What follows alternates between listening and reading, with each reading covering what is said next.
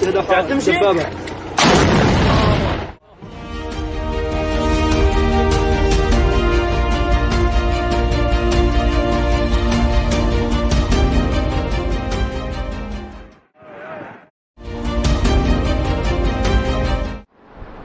international students in the U.S. are students of color.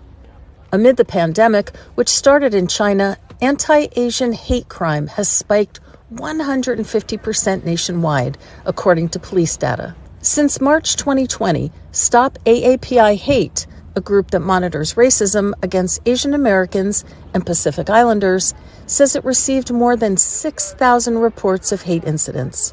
Columbia University student June Baek says he came to the U.S. in 2015 from South Korea because of the quality of education. America offers the best universities, the most renowned ones, and I felt that going to America, studying there, would open up new opportunities than I would have had if I were to study back in Korea. While riding the subway last year, he heard a woman begin to shout. That's not unusual in New York City. But he realized it was directed at him. I tried to not say anything, just look down, just mind my own business. But it got worse and worse, and it became more, it wasn't just any kind of verbal assault, I realized that it was actually directed at me. And I decided to just get off at the next station.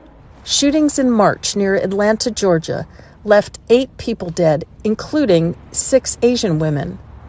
While the suspect said his motives were not racial, Asians in the U.S. said the incident has increased their fears.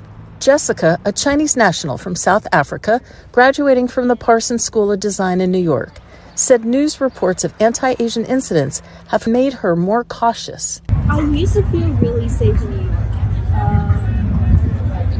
but that hasn't been the case since 2020.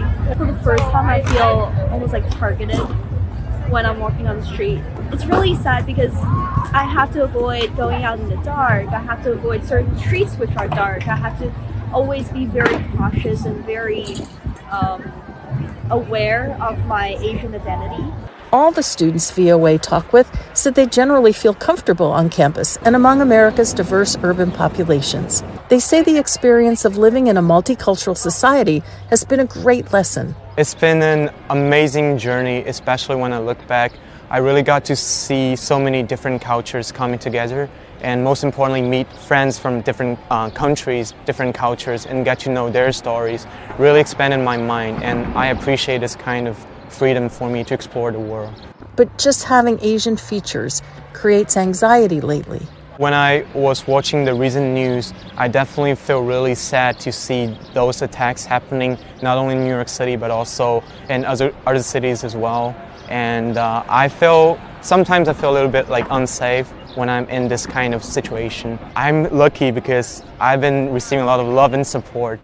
While reports of hate crimes overall decreased 7% last year, likely because of lockdowns, reports of hate crimes against Asians rose nearly 150% in 16 of the largest U.S. cities, according to police data. You guys suck, go back to your country while you're here in the U.S., and that's pretty much it. But it's been rare one-off occasions, nothing that would make me feel unsafe as per, but it still sucks when it does happen.